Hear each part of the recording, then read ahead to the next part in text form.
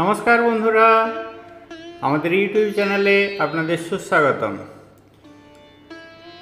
তৃতীয়ার সন্ধ্যায় বৃষ্টি ভেজা রাস্তায় আমরা চলেছি বাদামতলা আষাঢ় সংঘের পথে।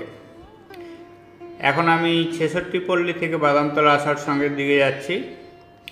ডিস্টেন্স 50 মিটারের মতো, হেঁটে গেলে সময় লাগবে 1 মিনিট। আমরা এই মুহূর্তেই পৌঁছে গেলাম বাদামতলা আষাঢ় সংঘের পুজো মণ্ডপে। অনেক দর্শনার্থী বৃষ্টির মধ্যেও এসছে, সবাই মাতৃ প্রতিমা দর্শন করছে। চলুন আপনাদেরকে প্রথমে মাতৃ প্রতিমাটা দর্শন করাই। আমরা এখানে আলো আঁধারের খেলা দেখতে পাচ্ছি।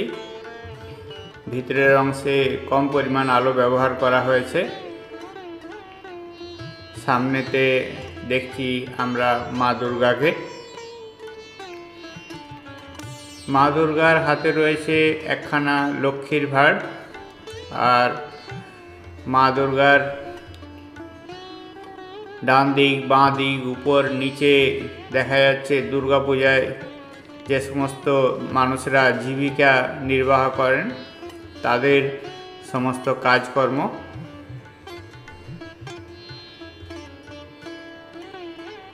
পুরো থিমটি বানানো হয়েছে একটি পুরনো দিনের কলকাতাকে স্মরণ করে, যেখানে দুর্গাপূজার সাথে জড়িত সমস্ত কিছু জিনিসগুলোকে তুলে ধরা হয়েছে।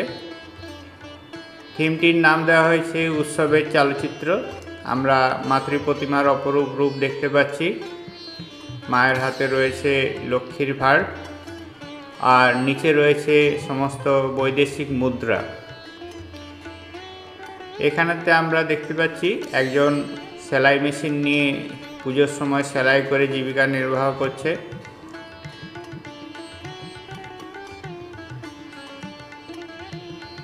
রাস্তার উপরে বানানো হয়েছে প্যান্ডেলটি।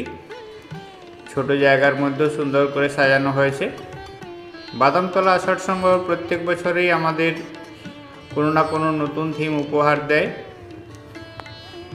এবছরের যে থিম রয়েছে, থিমের নাম রয়েছে উৎসবের চালচিত্র। আমরা মাতৃ প্রতিমাটি দেখছি, আর এবার আপনাকে দেখিয়ে দিচ্ছি সেলাই মেশিনে একজন ভদ্র মহিলাকে সেলাইয়ের কাজ করতে দেখতে পাচ্ছি।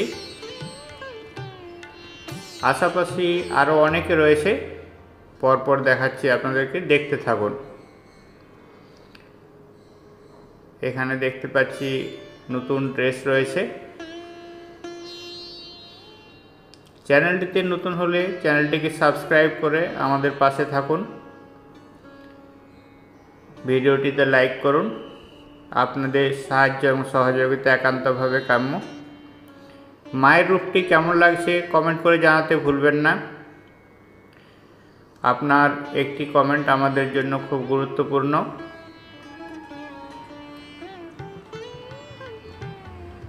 আমরা মণ্ডপের ডান দিকের অংশটা দেখতে পাচ্ছি।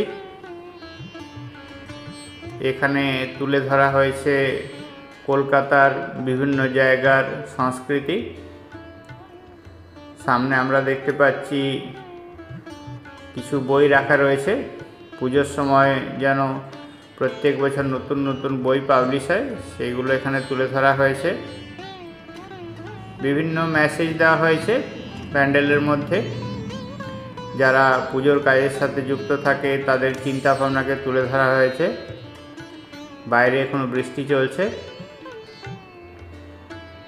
কারখানাতে যে অ্যাডজাস্ট ফ্যানগুলি থাকে সেই অ্যাডজাস্ট ফ্যান একটি এখানে দেখতে পাচ্ছি, খুব আস্তে আস্তে ঘুরছে।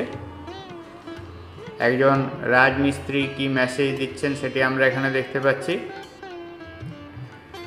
পুজো এবং পুজোর সাথে জড়িত সমস্ত মানুষজনকে এক জায়গায় তুলে ধরা হয়েছে।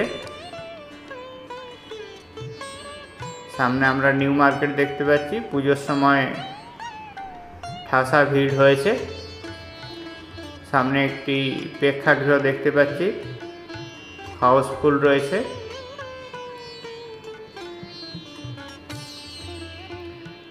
আমরা বাসের মধ্যে প্যাসেঞ্জারদেরকে দেখতে পাচ্ছি। বাসটিতেও খুব ভিড় রয়েছে।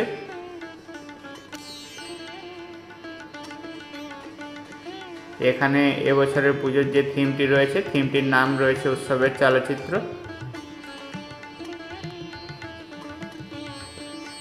বাদামতলা আষাঢ় সঙ্ঘের পুজো দেখতে চাইলে নিয়ারেস্ট মেট্রো স্টেশন রয়েছে কালীঘাট। কালীঘাট মেট্রো স্টেশন থেকে 1 থেকে 2 মিনিটের হাঁটা পথ। আর আপনারা যদি ট্রেনে করে আসেন, বালিগঞ্জ স্টেশনে নামতে পারেন।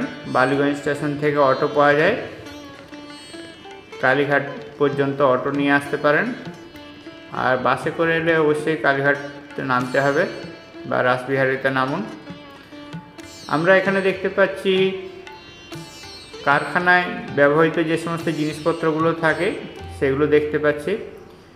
যেমন সামনে দেখতে পাচ্ছি 2টো চিমনি, যেগুলোর থেকে কারখানায় ধোঁয়াগুলো বেরিয়ে যায়।